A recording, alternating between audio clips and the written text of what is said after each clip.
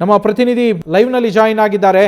ಮಂಜುನಾಥ ಚೆನ್ನಮ್ಮ ಅವರು ಕೊನೆ ಹೆಸರನ್ನ ಎಳೆದಿದ್ದಾರೆ ಅಂತೇಳಿ ಮಾಹಿತಿ ಸಿಗ್ತಾ ಇದೆ. ಎಷ್ಟೊತ್ತಿಗೆ ನಿಧನರಾದ್ರಂತೆ, ಚಿಕಿತ್ಸೆ ಫಲಿಸಲಿಲ್ಲ ಅಂತ ಹೇಳಲಾಗ್ತಾ ಇತ್ತು.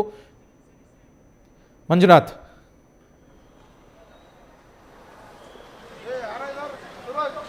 ನವೀನ್, ಇವತ್ತು ಮಾಜಿ ಪ್ರಧಾನಿ ಎಚ್.ಡಿ. ದೇವೇಗೌಡರ ಪತ್ನಿ ಚೆನ್ನಮ್ಮ ಅವರು ಮೃತಪಟ್ಟಿರುವಂಥದ್ದು. ಕಳೆದ 4 ದಿನಗಳ ಹಿಂದೆ ಏನು ಉಸಿರಾಟದ ತೊಂದರೆಯಿಂದ ಆಸ್ಪತ್ರೆಗೆ ದಾಖಲಾಗಿದ್ದರು. ಸಂಜೆ ಕಳೆದ 4 ದಿನಗಳ ಹಿಂದೆ ಸಂಜೆ ಒಂದು 8 ಗಂಟೆಗೆ ಅವರಿಗೆ ಉಸಿರಾಟದ ತೊಂದರೆ ಕಾಣಿಸುತ್ತೆ. ಆ ಸಂದರ್ಭದಲ್ಲಿ ಖುದ್ದು ದೇವೇಗೌಡರು ಮತ್ತು ಕುಟುಂಬ ಸದಸ್ಯರು ನೇರವಾಗಿ HL ಏರ್ಪೋರ್ಟ್ ರಸ್ತೆಯಲ್ಲಿರುವಂಥ ಓಲ್ಡ್ ಏರ್ಪೋರ್ಟ್ ರಸ್ತೆಯಲ್ಲಿರುವಂಥ ಮಣಿಪಾಲ್ ಆಸ್ಪತ್ರೆಗೆ ಕರೆತಂದು ಒಂದು ಅಡ್ಮಿಟನ್ನು ಮಾಡಿ ಚಿಕಿತ್ಸೆಯನ್ನು ಕೊಡಿಸುವಂಥ ಕೆಲಸವನ್ನು ಮಾಡಿದರು.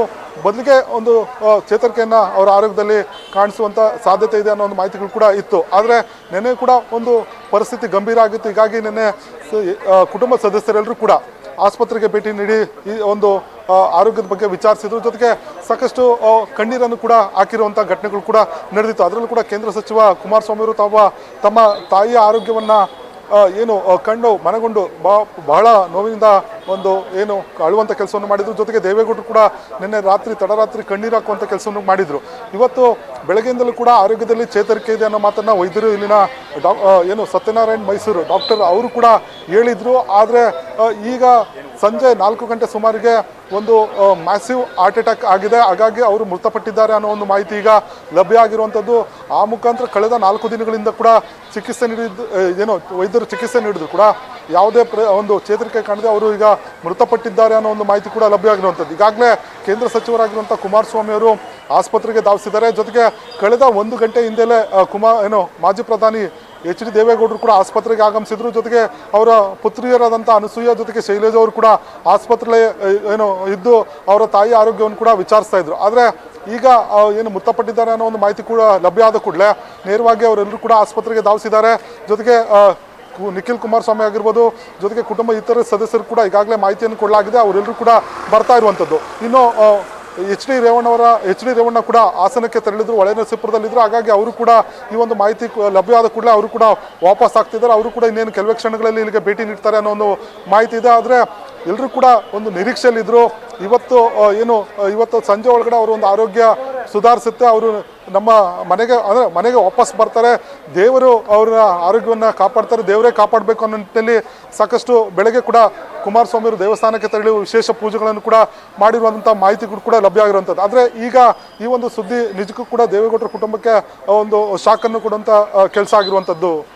ನವೀನ್, ಮಂಜುನಾಥ್, ಕಳೆದ ಬುಧವಾರದಿಂದ ಅಲ್ಲೇ ಚಿಕಿತ್ಸೆಯನ್ನು ಅವರು ಪಡಿತಾ ಇದ್ದಿದ್ದಂಥದ್ದು.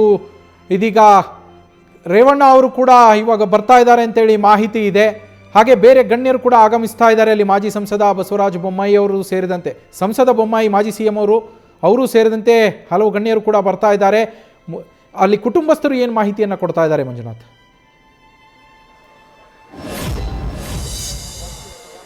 ನವೀನ್, ಈಗಾಗಲೇ ಮಾಜಿ ಮುಖ್ಯಮಂತ್ರಿ ಹಾಲಿ ಸಂಸದರಾಗಿರುವಂಥ ಬಸವರಾಜ ಬೊಮ್ಮಾಯಿ ಅವರು ಆಸ್ಪತ್ರೆಗೆ ಧಾವಿಸಿದ್ದಾರೆ.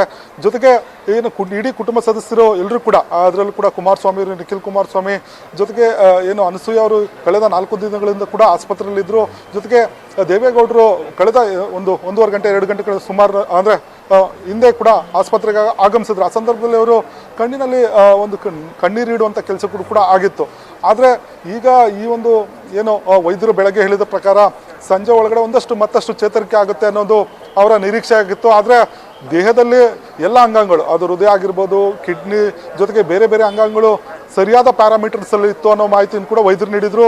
ಜೊತೆಗೆ ಎಲ್ಲ ಬೇರೆ ಚಿಕಿತ್ಸೆಗಳಿಗೆ ಸ್ಪಂದಿಸ್ತಾ ಇದ್ದಾರೆ. ಆದರೆ ಅವ್ರಿಗೆ ಕೇವಲ ಉಸಿರಾಟದ ತೊಂದರೆ ಇದೆ, ಅದು ಕೂಡ ಶ್ವಾಸಕೋಶದಲ್ಲಿ ಒಂದಷ್ಟು ಸಮಸ್ಯೆಗಳಿದೆ, ಅದು ರಿಕವರಿ ಆಗಬೇಕು ಅನ್ನೋ ನಿಟ್ಟಿನಲ್ಲಿ ವೈದ್ಯರು ಕೂಡ ಹೇಳಿದರು. ಅದು ಲಾಂಗ್ ಪ್ರೊಸೀಜರ್ ಕೂಡ ಆಗುತ್ತೆ, ಏಕಾಏಕಿ ಅವರ ಆರೋಗ್ಯ ಸುಧಾರಣೆ ಆಗೋದಿಲ್ಲ, ನಮ್ಮ ಪ್ರಯತ್ನ ನಾವು ಮಾಡ್ತೇವೆ ಅನ್ನೋ ಮಾತನ್ನು ಕೂಡ ವೈದ್ಯರು ಹೇಳಿದರು. ನಿನ್ನೆ ಕೂಡ ಅವರು ಚೆನ್ನಮ್ಮ ಅವರ ಕುಟುಂಬ, ದೇವೇಗೌಡರ ಕುಟುಂಬ ವೈದ್ಯರ ಜೊತೆ ಮಾತನಾಡೋ ಸಂದರ್ಭದಲ್ಲಿ ಕೂಡ ಒಂದು ಮಾತನ್ನು ಹೇಳಿದರು, ನೀವು ಚಿಕಿತ್ಸೆ ನೀಡಿ, ಉಳಿದಿದ್ದು ದೇವರಿಗೆ ಬಿಡಿ ಅನ್ನೋ ಮಾತನ್ನು ಹೇಳಿದರು.